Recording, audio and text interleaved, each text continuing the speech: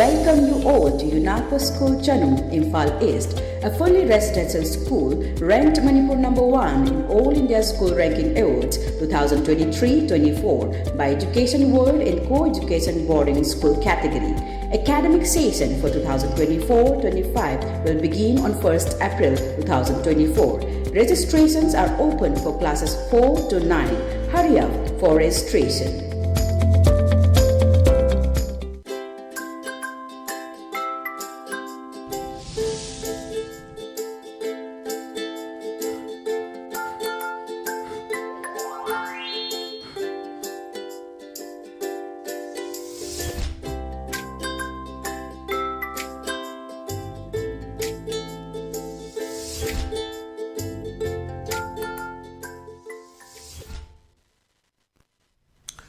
Good afternoon, ELITETV ki test of cartoon ki mahaw meng tabiru su hamatara muksari. Pero ngasi infala phangwa pause singi cartoon singda cartoonist na kari haning liba kari phonong liba kari wakal khlang liba habdo ai myam da sanonga thamjage ahan da khatsage sangai express ki onthok panida hajda onthok panida haiba cartoon sida yengbiu yam phajaba cartoon ni ala koi nupi ma singarang se malem ki nimit ki palan thorong pangthokre odai matuk da koi pawmi sina hangbane da pawmi sina hangba sida nupi sina kamaina khumake koi tamina se kai haino do ada pawmi sin hange ngasidi nupi gi numini nupi gi sakti gi matang da kari haibiningi nupi gi sakti power sigma kari haibiningi hangune da nupi na kumakone nupi gi wani da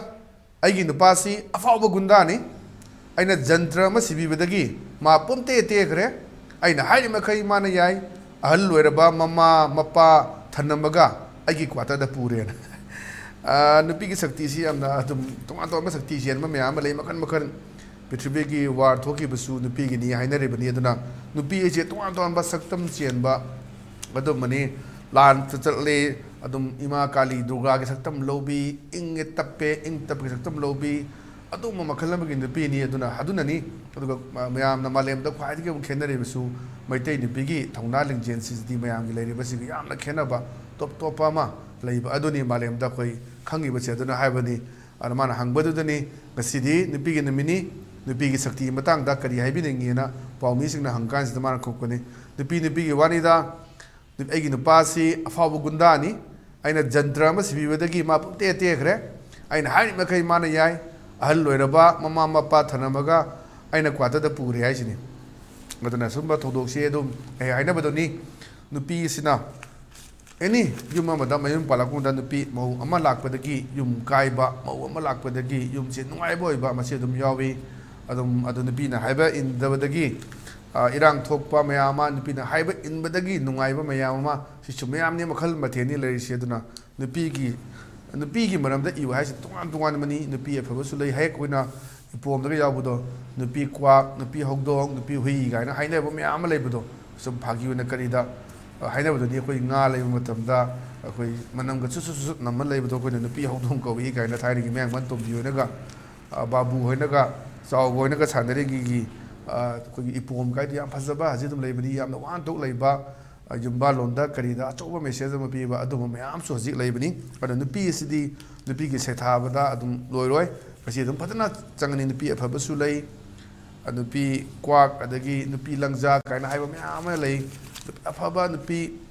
khaidina mayam le ubirabni nupi ma lakpadagi yum kaiba nupi ma lakpadagi hen afaba oiba mayam se aduna nupi si amna sakti leba mani ana noi thamjage pathang da leisina khoi sana leba ki loire dana haibudani loire dana sidi yengbiu mayam se khoi MLA haidra khoi politician haitare khuna Nehru tupi kotra paijama selagadi mo se politician rajniti wala ne na khoi lobuduni cartoonist singi adum symbolic haitare da hairak pani ada rajniti wala mana irang sunem thare mikhal gi rang mo ho ya rajani sorry ada amasina kume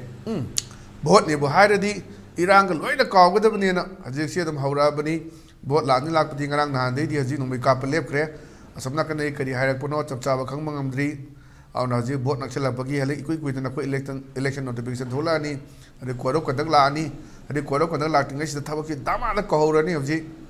to dipami kari ki contract ki oiro regular bu oiro kari oiro haji kahogadromni na vote maya gi adum khara khaijil lawda basu lokshala dum ya daba adun haibdo ꯑꯩꯈꯣꯏꯒꯤ director ꯐꯤꯂꯝꯒꯤ director ꯑꯃꯅ ꯍꯟꯗꯛꯀꯤ ꯚꯣꯠꯁꯤꯗꯗꯤ ꯄꯣꯠ ꯂꯩꯒꯤꯗꯤ ꯂꯨꯄꯥ 5,500ꯅꯗꯤ ꯌꯥꯕꯤꯔꯨꯅꯨ ꯑꯅꯤꯅ ꯌꯥꯎꯕ 50,000 ꯄꯤꯕꯤꯌꯣꯅ ꯆꯍꯤ 5ꯒꯤꯗꯣ ꯃꯌꯥꯝꯅ ꯍꯥꯏꯅꯕꯗꯨ ꯃꯗꯨꯒꯤ ꯑꯥꯊ꯭ꯔ ꯌꯥꯝ ꯂꯩꯈ꯭ꯔꯖꯥꯠꯅꯤ 50,000ꯗꯤ ꯃꯣꯏ ꯄꯤ ꯉꯝꯒꯗ꯭ꯔꯥ ꯋꯥꯔꯤꯅꯤ ꯑꯗꯨꯅꯤ ꯃꯤ ꯑꯃ 50,000 ꯄꯤꯔꯗꯤ ꯚꯣꯇꯔ ꯀꯌꯥꯅ ꯂꯩꯗꯣꯏꯗꯣ ꯑꯗꯨꯒꯤ 50,000 ꯄꯤꯈꯠꯂꯗꯤ ꯀꯃꯥꯏꯅ ꯇꯧꯅꯤ ꯃꯁꯨꯝꯕ ꯌꯥꯝꯅ ꯐꯖꯕ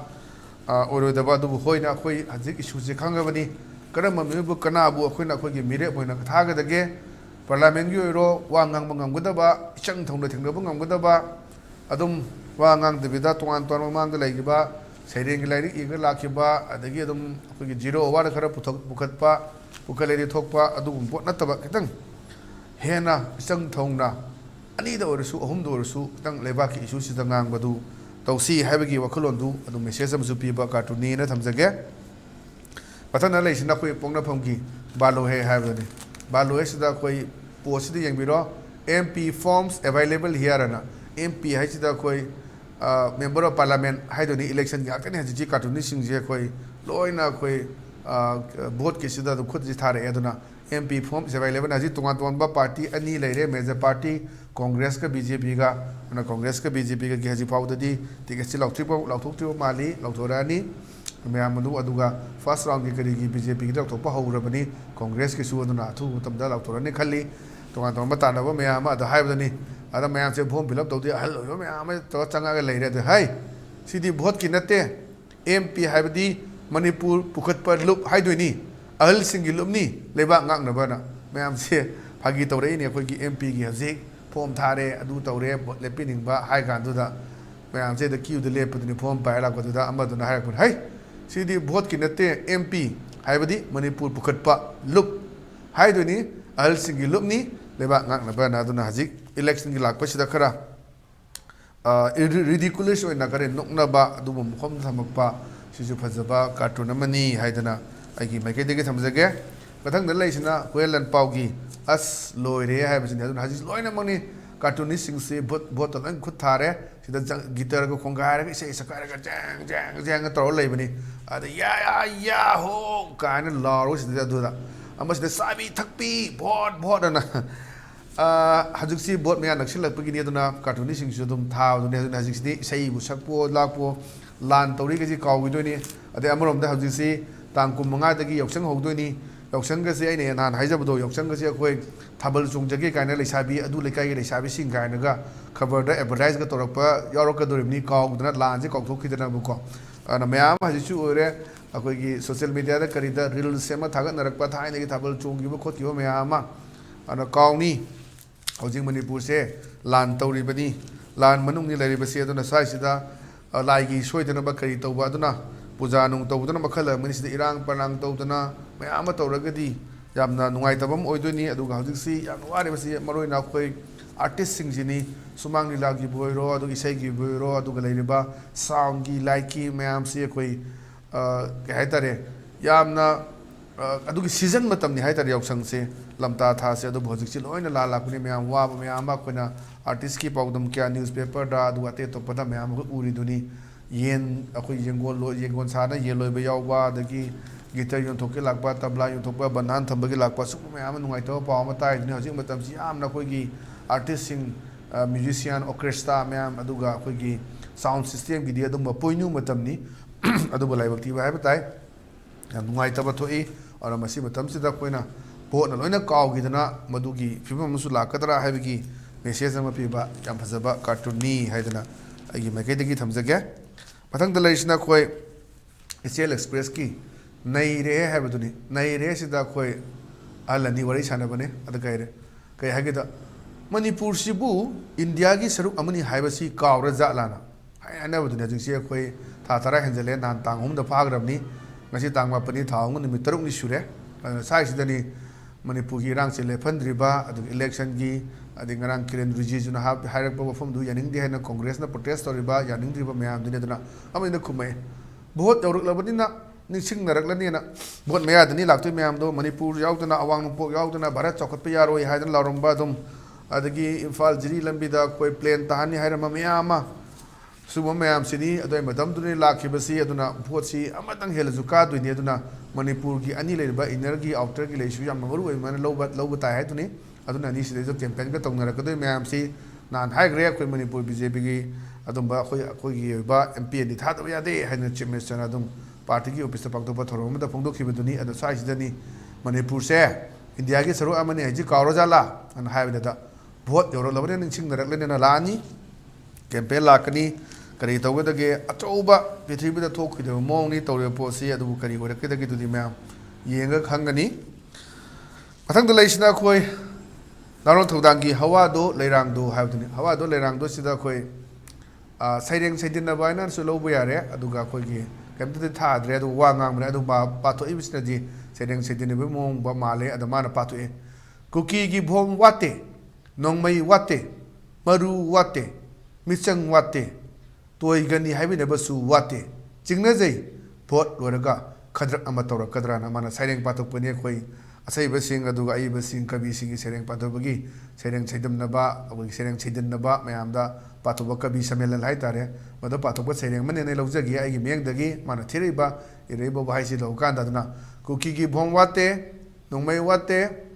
maru wate hasi ulep tana ka pi ne khoi di maru yaw de na social media da kare thagalak pa mayam adagi maru yaw da dagi phongdok pa di lei gi da ba mayam su yaw rabni khoi di maru watre khoi maru wale na to mayam aduna kuki de hogiba mi hom de gu leptana kapthare emni sida bhom yori bani rocket launcher aduga IM gi adagi khoi gi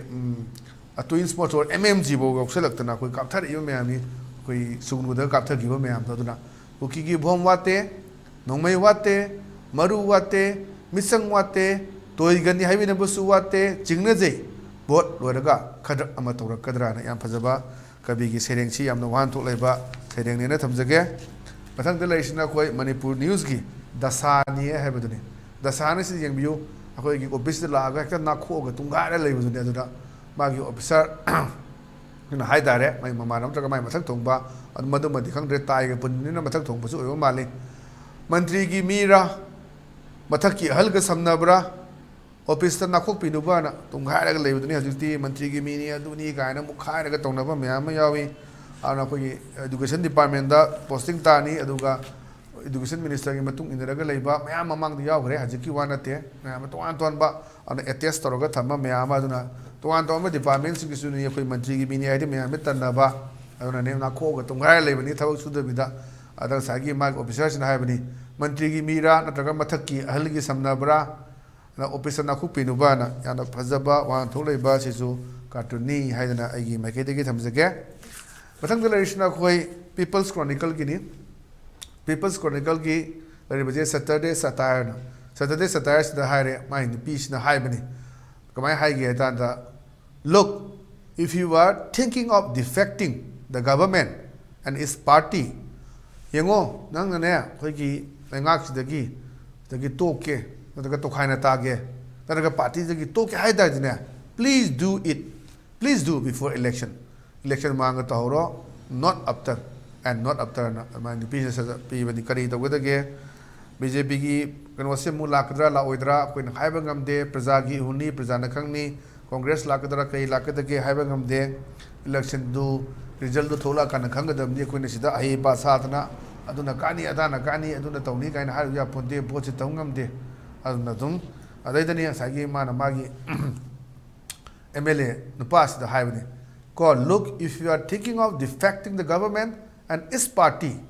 nana sidagi defect tawdana to khai ta ge natraga masi party dagi toke and khalargadi please do before election mang tawro and not after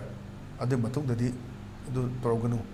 adu matung di tawda kesu kana phangoi habagi poni adu yengsi kari lakada ge su adu na ikui bida election notification thola ni kenda ko gi party gi adumba ticket laukna ba hawre kana karai constituency da lepkani inner gi da outer gi da kana lepkani du thuna khanga gani ana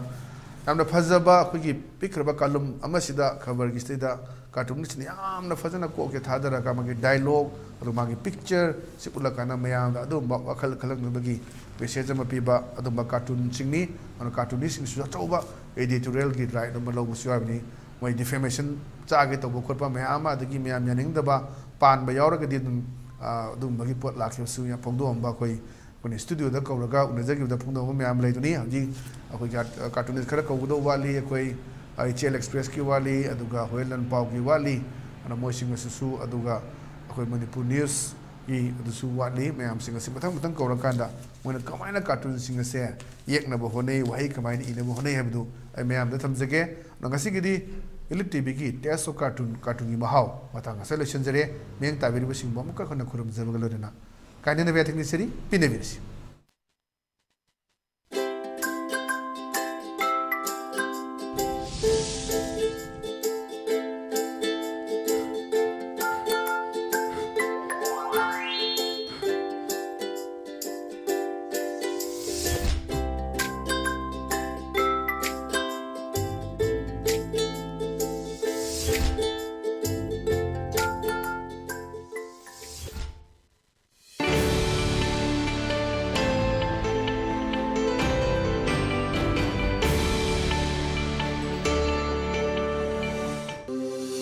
Welcome you all to Unapa School Chanum, Imphal East, a fully residential school ranked Manipur number 1 in All India School Ranking Awards 2023-24 by Education World in Co-Education Boarding School category. Academic session for 2024-25 will begin on 1st April 2024. Registrations are open for classes 4 to 9. Hurry up for registration.